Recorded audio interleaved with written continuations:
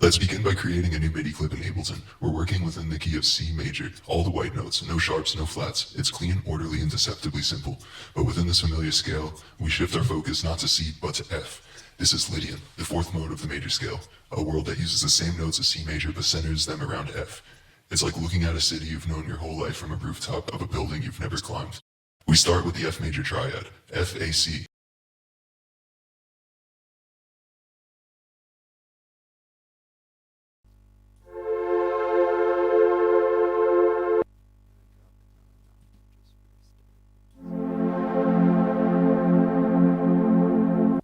A very familiar structure, but we're going to extend it, adding every other note from the C major scale. E comes next. Now we have F-A-C-E. This gives us an F major 7 chord. It's starting to feel like something that shimmers. Slightly detached, the chord opens up. We continue. The next note is G.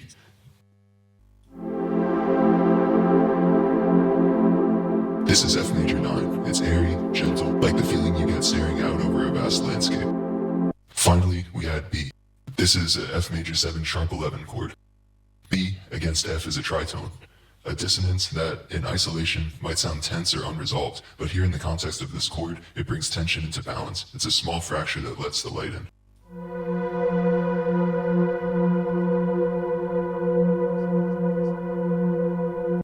Altogether, this chord is lush, ambiguous, and emotionally complex. It just hovers.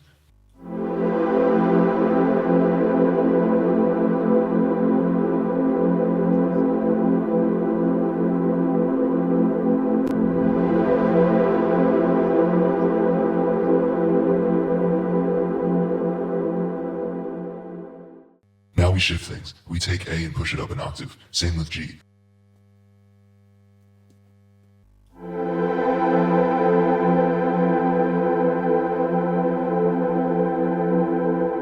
We aren't changing the chord's identity, we're simply redistributing its mass. This technique is called revoicing.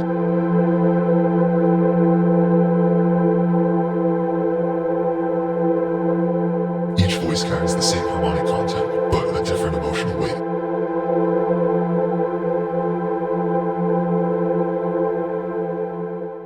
Chordal harmony, a sort of suspended architecture. This type of harmony is not built in thirds, like the traditional scaffolding of Western harmony. It's built in fourths. The result is something less certain, less resolved. It's called chordal harmony, a structure that floats rather than rests. Take the notes D, G, and C. This is not a major chord, not a minor chord, it's a shape. A suspended geometry. A D sus4, yes, but also something else, something looser.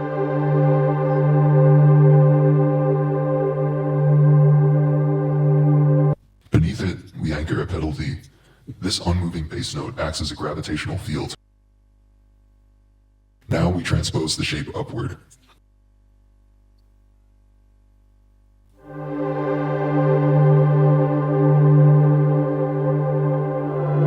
The pedal D remains, the harmony shifts, but the ground does not. And yet, we still hear D, the identity lingers. Transpose the shape downward and the effect is darker. But still, the chord resists definition.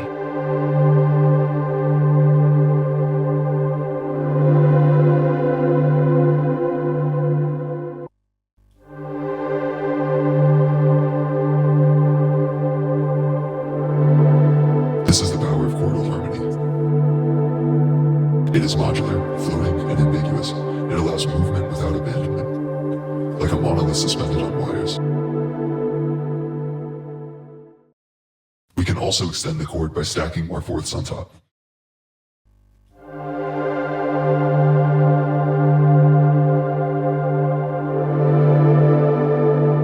These extensions don't clarify, they blur, they shimmer.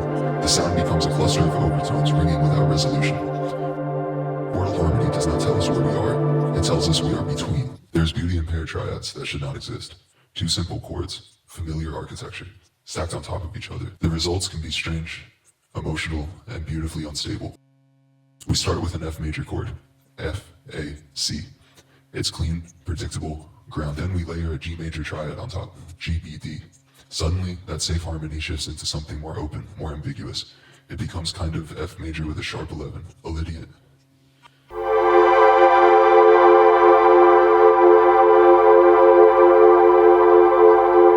There's beauty in pair triads that should not exist. Two simple chords, familiar architecture, stacked on top of each other. It's floating, hovering in the Lydian sky that stretches on forever, with no gravity, no moral center. Then we move to F major under A major. Here the harmony bends, the fifth is raised unnaturally.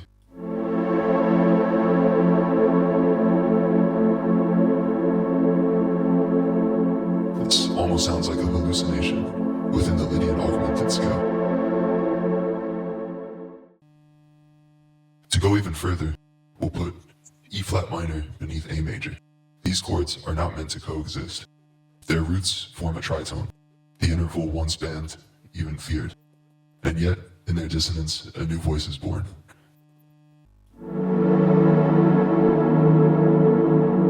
Not pleasant, not whole, but undeniably alive.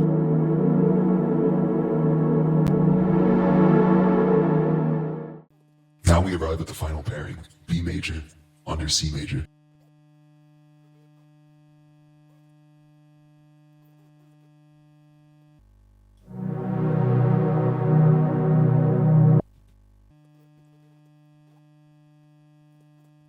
Two triads, separated by a mere half step, so close they crowd each other, like two cities built on opposite sides of a fault line. B, D sharp, F sharp, C, E, G, each note breathing down the neck of the other. Each interval a near miss, a mirror slightly misaligned. The result is not a chord, it is a collision, a harmonic event on the verge of collapse, a sound that resists resolution, yet refuses to fall apart. We lift some voices into the upper registers. We create space not to resolve the tension, but simply to contain it.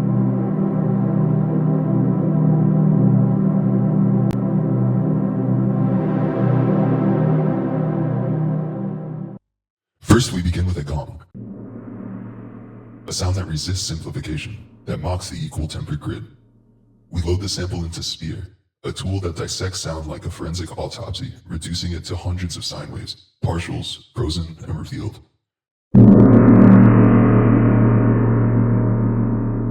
The strong frequencies appear as thick black lines, stable, unwavering. The weaker ones drift like ghosts, faint, volatile, easy to miss. We select the first, a fundamental around 35 Hz. It's not C or D flat, it's 35 Hz. In Ableton Operator, we tune a sine oscillator to this frequency. There's no notation here, only the raw material of vibration.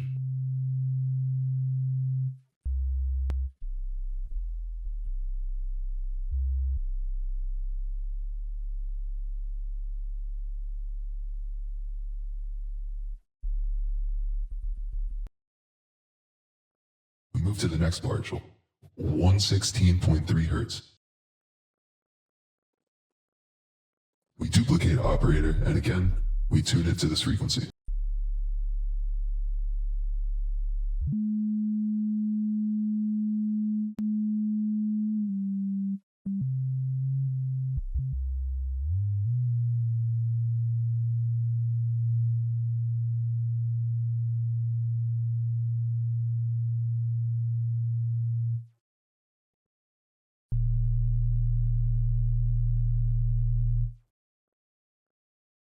This process continues. One oscillator per overtone, each voice extracted from the original resonance, reconstructed like a spectral fossil. You're not designing a chord, you're rebuilding the harmonic body of the gong.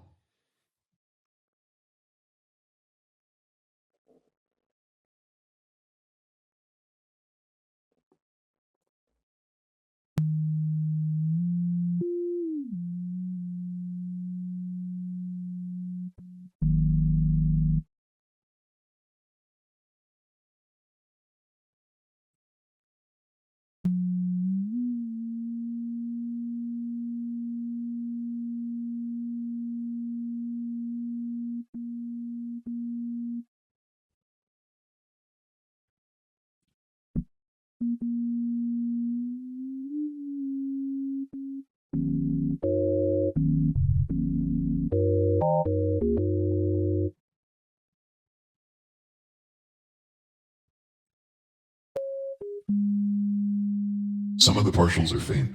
They shimmer dimly, their amplitude weaker. For those we reduce the volume. Acknowledging their fragility, we give them space.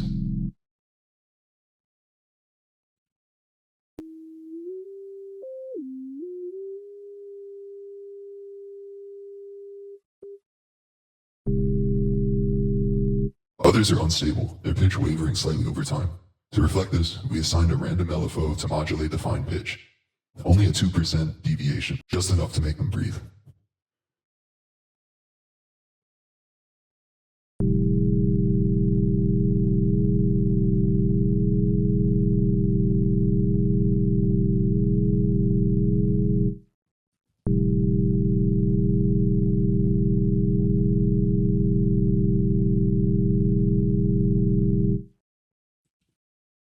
Two partials are particularly alive, so we assign their own LFO, with slightly different rates to avoid uniformity, to give them individuality.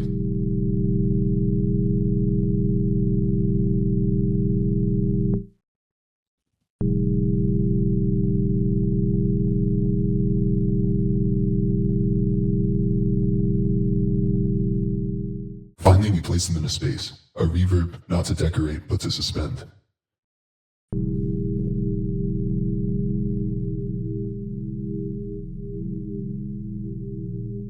Now we have a static vertical sonority, not a chord, not a loop, an acoustic organism extracted from matter, living again in synthetic form.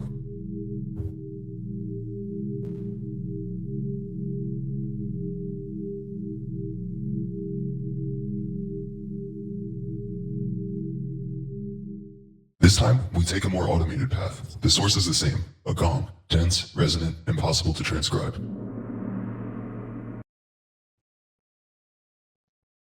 We drag the sample into Ableton and stretch it with a tool called pulse stretch.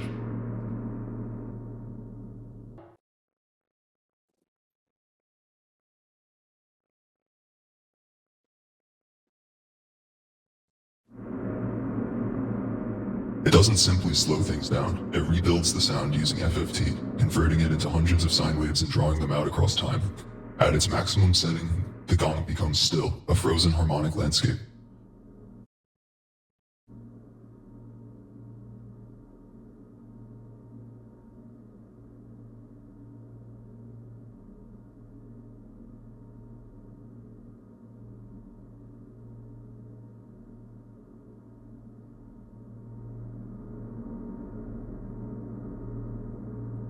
Now we apply a plugin called Spectral Gate.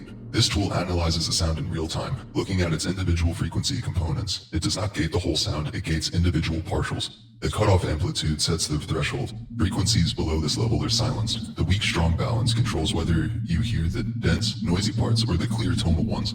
We push it towards the strong. The result is a purified version of the sound. Only the dominant overtones survive.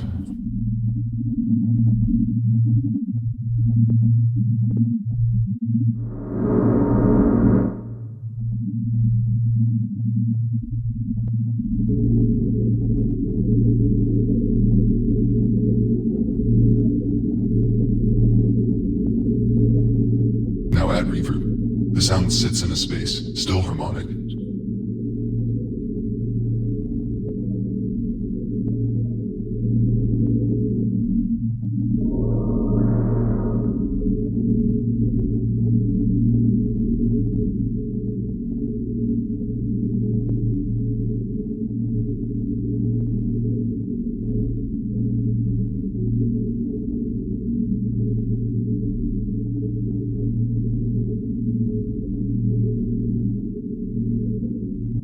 This is one method.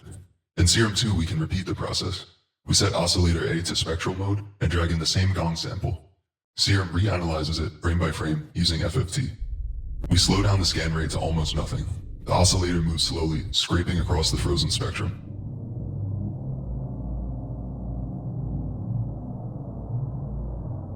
We turn on Serum's Spectral Gate. Again, the strong frequencies remain and the weaker noise is removed.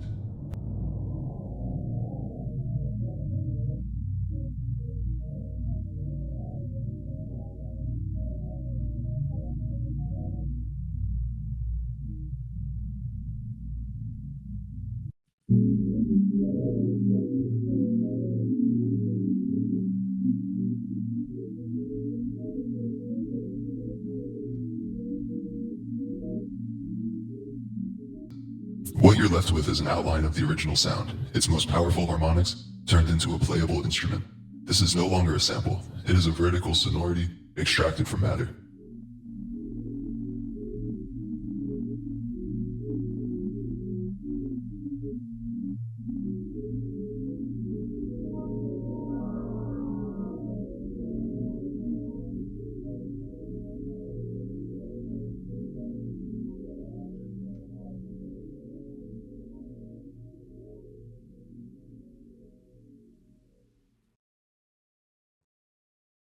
Here we're starting with a basic string patch in Serum 2. This is a sequencer I built that generates notes using sieve theory, a mathematical method that filters pitches from a larger pitch pool. A sieve is essentially a logic gate. It takes a stream of values like MIDI notes and applies a modulo condition to decide which ones get through.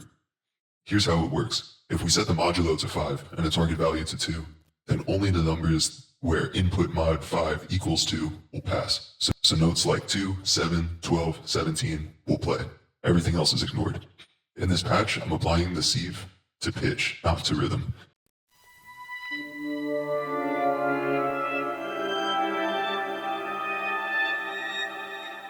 The sieve shapes which notes are allowed inside a defined pitch range. Here I've set it something to pretty wide. Right now it's just outputting random notes, filtered through this mod condition.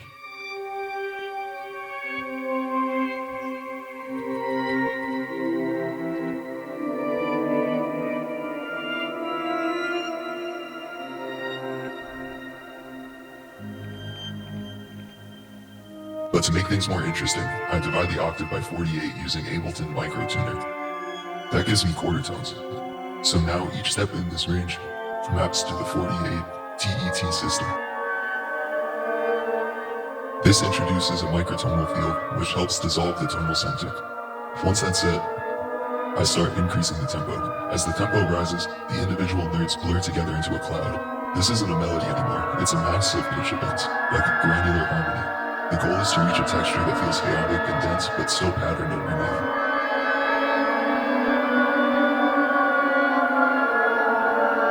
We can try out different modulo conditions. For example, mod 7 equals 3.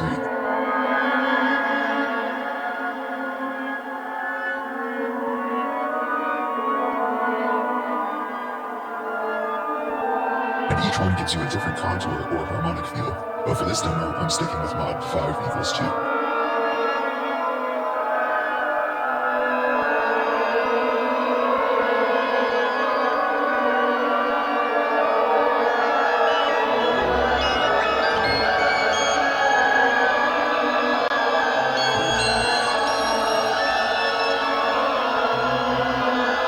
Now I turn on reverb, not just to create space, but to let the notes play together and form a more unified and harmonic texture.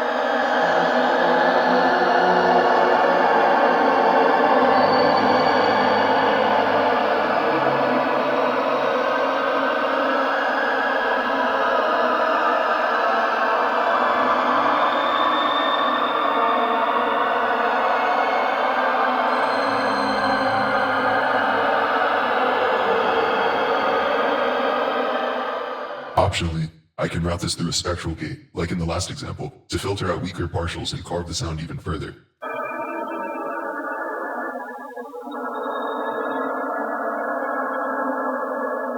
This process was inspired by Yannis Xenakis, a composer and architect who designed entire musical systems using mathematics. What we're doing here is essentially algorithmic harmony, filtering a flood of random notes using pure logic and sculpting it into something unstable and strange.